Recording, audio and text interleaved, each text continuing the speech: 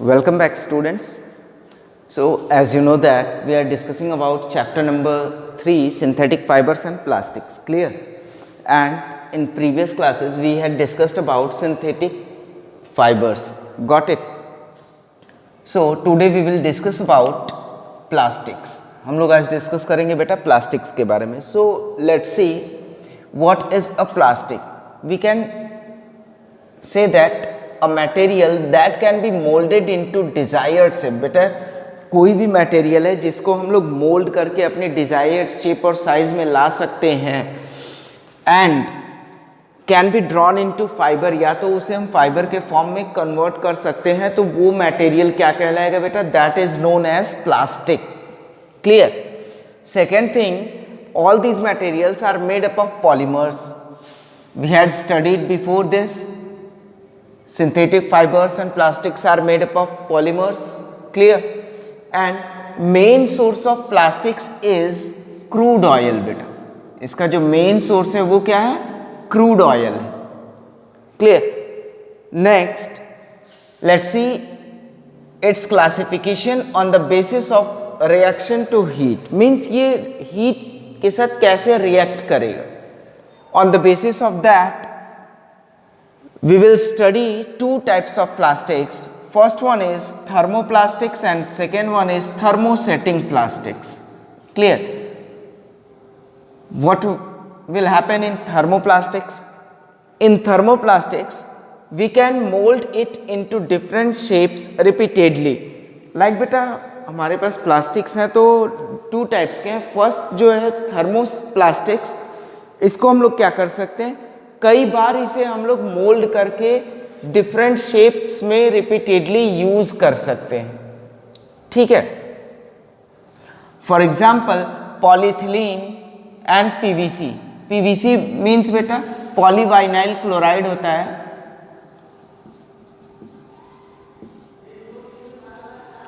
Clear? And it can be moulded into different shapes repeatedly. Means 1 time, 2 times, 3 times, 4 times, 5 times we can use it. Clear? But in thermosetting plastics we can't mold it more times. Only once it will happen. सिर्फ एक ही बार हम इसे mould करके बना सकते हैं बेटा. Like bakelite and melamine are some examples of it. Clear? Next see properties of plastics. Plastics की कुछ प्रॉपर्टीज होती हैं बेटा. And as you know that in last some days, means पिछले कुछ समय में प्लास्टिक्स जो है हम लोगों के बीच बहुत ज़्यादा पॉपुलैरिटी इकट्ठा कर चुका है, गैदर कर चुका है. ठीक है? तो क्यों गैदर कर चुका है भाई ये popularity? Because of its inexpensive property. यानी ये क्या होता है, ये बेटा चीप होता है, सस्ता होता है, light weight and its strength. ये मेन रीजंस हैं. That's why plastics has been much popular in people, among the people. Clear? Second thing, as you have also observed, you are also observing about plastics that if these are thin and flexible, means बेटा अगर plastic thin होता है तो वो flexible भी होता है. Similarly, if it is being thicker, it has a toughness. Clear?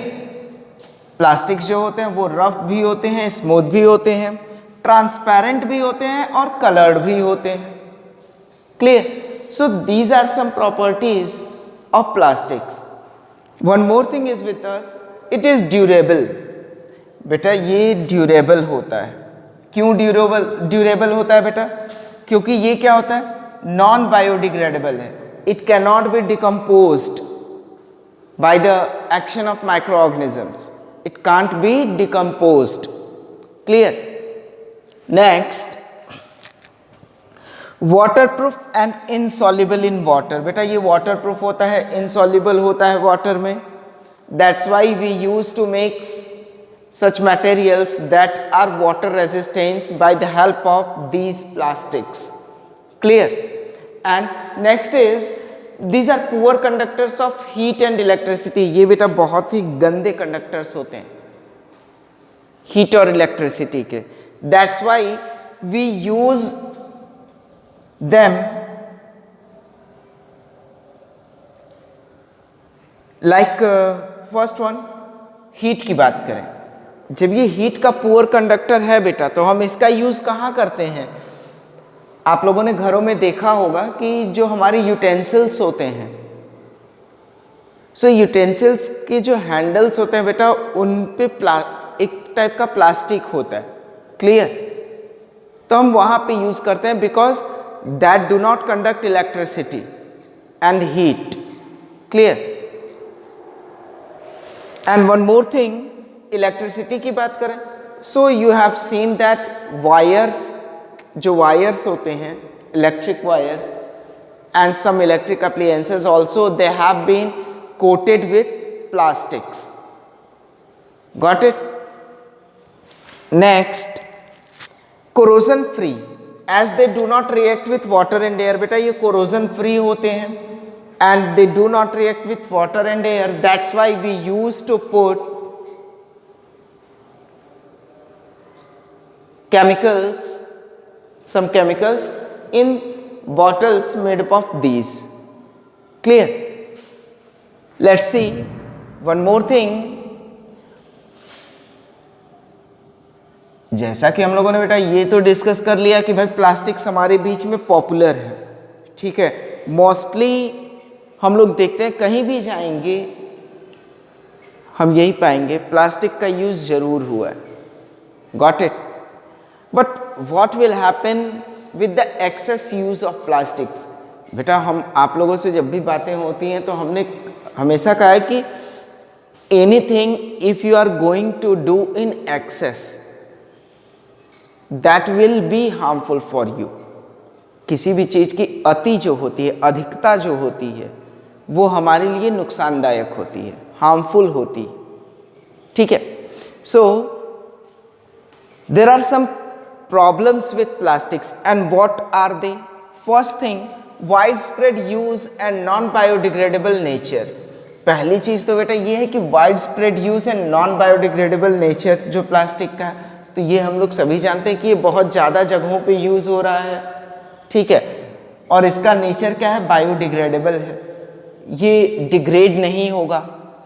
तो जब ये डिग्रेड नहीं होगा बेटा तो ये क्या होगा, ये हमारे लिए किसी न किसी तरह से प्रॉब्लम्स क्रिएट करेगा. कैसे क्रिएट करेगा प्रॉब्लम बेटा? जब हम when we are going to do the improper disposal. Clear? Whenever we used to dispose the plastics in an improper way, it gives a serious worldwide environmental and health concern. Clear? जब भी हम improper disposal को adopt करेंगे बेटा plastic से related, तो क्या होगा, ये हमारे लिए एक बहुत ही सीरियस मुद्दा बन जाएगा, हमारी हेल्थ को अफेक्ट करने वाला, हमारे एनवायरनमेंट को अफेक्ट करने वाला. क्लियर? सो होता क्या है मेनली, फर्स्ट थिंग देख लीजिए, it can choke drains and soil.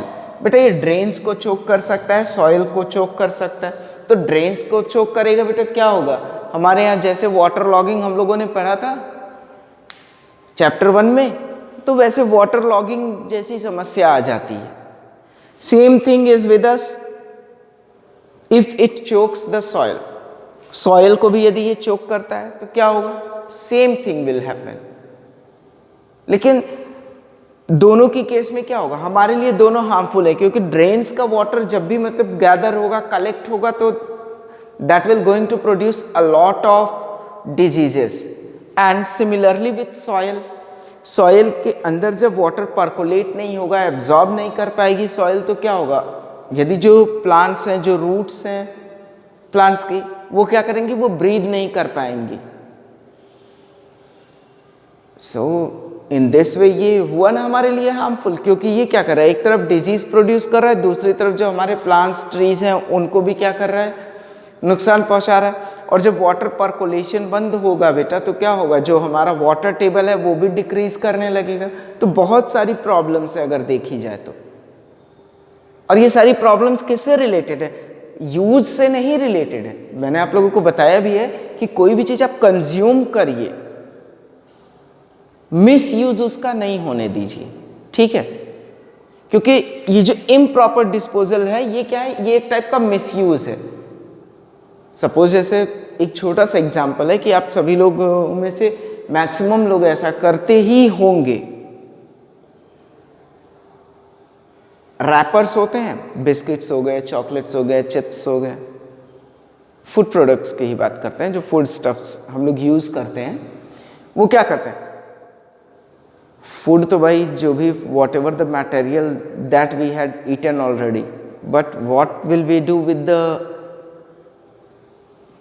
cover or wrapper of it, we used to throw it anywhere, कहीं भी हम इसको थ्रो कर देते हैं, ठीक है। So somehow that will affect our environment and us also, clear? Now let's come to the point. Next thing, if eaten by animals can kill them, बेटा यदि ये कोई animal like cow या whatever the wandering animals we can see, if they used to eat these plastics whatever we had thrown, it can kill them, ये उनकी जान तक ले सकता है, क्लियर।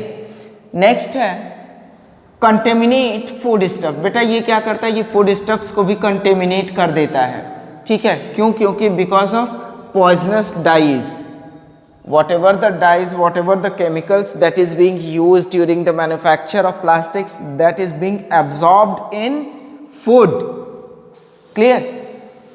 अब क्या होगा, नेक्स्ट थिंग है कि इफ बॉन्ड, अब भाई हम लोग इसको क्या कर सकते हैं, बायोडिग्रेड तो कर नहीं सकते, अब हमने सोचा बर्न ही कर देते हैं, जला देते हैं, बात खत्म हो जाएगी। लेकिन क्या होगा, if burn it pollutes the air by the poisonous fumes, अगर हम इसे बर्न करेंगे तो क्या होगा, ये पॉल्यूट करता है। कैसे पॉल्यूट करता है, ये क्या करेगा, ये प्रोड्यूस करेगा पॉइजनस फ्यूम्स प्रोड्यूस करता है, क्लियर। सो अभी तक हमने जो भी पढ़ा उससे हमको यही चीज सीखने को मिली कि हमको जो भी है any matter, any material we are using, we have to consume it in a proper way, clear।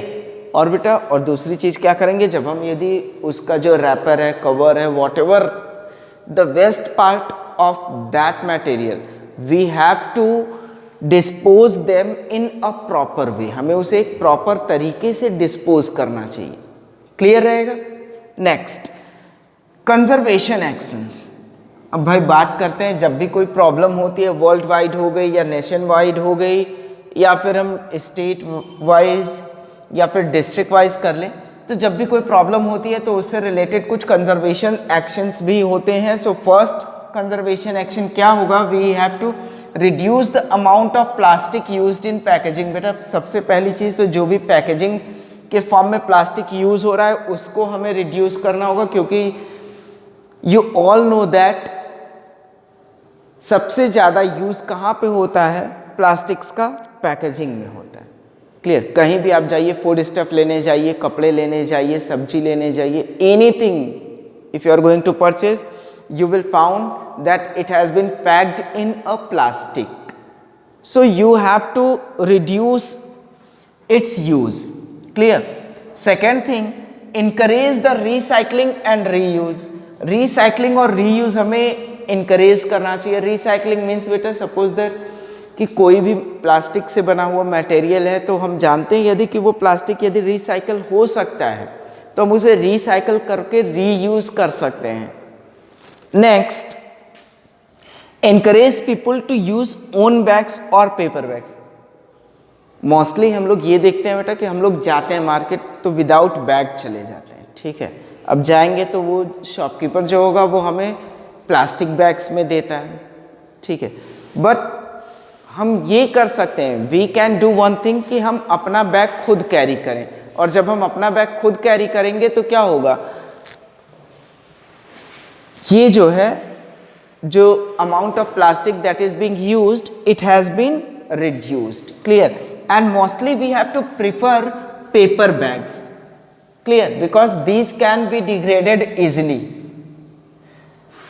So these are conservation actions that is being carried on, and you already know that in some states, in some places of our country, use of plastic bags has been banned also. Clear? So ये तो थी बातें conservation action, whatever the people are doing, what we have to do, what you can to do, क्या कर सकते हैं हम, क्या करना चाहिए. So these are the points. First one is buy products with less plastic packaging. बेटा हमको क्या करना चाहिए, प्रोडक्ट्स वही खरीदने चाहिए जिनकी पैकेजिंग प्लास्टिक में ना हो. हमको एकदम छोड़ ही देना चाहिए, जिनकी पैकेजिंग प्लास्टिक में हो उनको यूज नहीं ही करना चाहिए. सेकेंड थिंग क्या है, support and promote recycling and reusing scheme. हमको सपोर्ट करना चाहिए, प्रमोट करना चाहिए ऐसी स्कीम्स को जहां पे रिसाइकलिंग और रीयूजिंग का प्रोसेस चल रहा हो. Clear? Third thing, as I had told you here also, कि हम या तो अपना खुद का बैग यूज करें या फिर पेपर बैग्स यूज करें. And one more thing that we had already discussed about disposal, means we have to do the proper disposal of plastics. Clear? And last thing is never throw plastic litters in streets, pavement etc. यानी plastic litres, बेटा जो plastic के waste materials हमको मिल जाते हैं या हमारे through होते हैं, तो उनको हमें क्या करना चाहिए, कहीं भी नहीं फेंकना चाहिए. ठीक है? So this is all about plastics. So बेटा हमने यही जाना कि प्लास्टिक क्या है, हमारे लिए यूजफुल भी है, बट बेटा उसका जो एक्सेस यूज है, ठीक है, हम यूज करें, कंज्यूम करें, वो हमारे लिए सही है, बट जो एक्सेस यूज के साथ साथ जो मिस यूज है या फिर उसका जो इम्प्रॉपर डिस्पोजल है, we have to stop this only. Clear? Let's see, one thing we can do, that is we should adopt the 4R principle. Got it? As a responsible citizen of our country, भाई हम लोग तो responsible citizen सारे लोग हैं, तो फिर क्यों नहीं अडॉप्ट करेंगे. ठीक है, तो देखते हैं 4R प्रिंसिपल क्या कहता है. And we all have to adopt it. Clear? हम सभी को क्या करना चाहिए, इसे अडॉप्ट करना चाहिए, इसे फॉलो करना चाहिए. क्या है वो 4R प्रिंसिपल? Let's see. यदि हम बात करें 4R प्रिंसिपल की, सो देख लेते हैं ऐसे ही शॉर्ट में. 4R. First one is refuse. Second one is reduce. Third one is recycle and reuse. Clear? These are 4R. Clear? First one है भाई refuse. पहली चीज तो हमने ये पढ़ लिया था कि हमें क्या करना चाहिए, हमें सीधा रिफ्यूज कर देना चाहिए. ठीक है? Refuse means say no to plastics. Clear? Second thing है रिड्यूस कर देना चाहिए. बेटा हम नो नहीं कह सकते, तो हम क्या करेंगे, हम रिड्यूस कर देंगे, थोड़ा कम यूज करेंगे. क्लियर? इसके बाद भी क्या है, हमारे पास और भी ऑप्शंस है, रिसाइकल एंड रीयूज. बेटा कोई भी चीज है यदि वो रिसाइकल हो सकती है तो हमें उसको रिसाइकल करके रीयूज कर लेना चाहिए. ठीक है? लाइक मोस्टली प्लास्टिक बैग्स, सिर्फ हम फूड स्टफ्स की बात छोड़ दे बेटा, तो प्लास्टिक बैग्स ऐसे होते हैं कि हम उनका यूज एक से कई बार कर सकते हैं if you are going to keep it safe. Clear? हम यदि उसको सुरक्षित रखें तो हम उसे कई बार यूज कर सकते हैं. ठीक है? और जो ऐसे प्लास्टिक्स हैं जिनको हम रिसाइकल करके रीयूज कर सकते हैं, then we have to do it also. Mostly you have seen around us the rag pickers. जो रैग पिकर्स होते हैं बेटा, वो क्या करते हैं, वो इनको प्लास्टिक्स को चुनते हैं. क्यों चुनते हैं? हम तो ये जानते हैं कि उनसे उनका लाइवलीहुड चलता है बेटा, लेकिन एक और चीज़ होती है कि वो उन्हीं प्लास्टिक्स को ले जाते हैं जहाँ पे देते हैं, वहाँ के बाद आगे वो किस प्रोसेस में जाता है, that will goes in the process of recycling and it will come back to us, वो फिर से वापस हमारे पास आता है and we are going to reuse it. Clear? So students, this is all about today's class. I hope you all enjoyed it. So thank you and have a nice day.